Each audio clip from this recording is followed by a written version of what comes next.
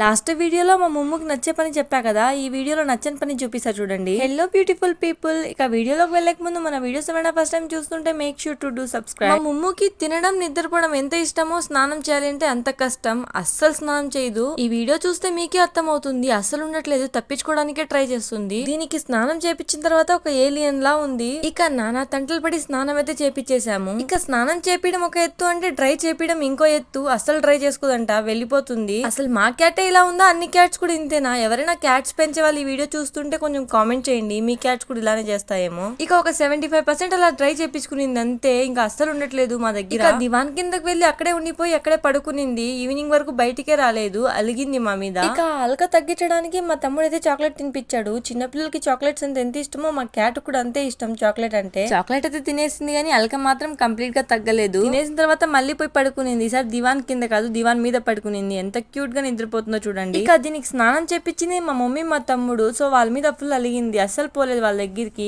ఆ రోజు మొత్తం. ఇక ఎప్పుడూ లేని నాతో ఫ్రెండ్షిప్ చేసింది, ఆ రోజు మొత్తం నా దగ్గరే ఉంది. ఇక లేక దొరికింది కాబట్టి దీంతో మామూలుగా ఆడుకోలేదు. ఈ వీడియో కింద వీడియో నచ్చితే లైక్ చేయండి. For more videos do subscribe. Bye.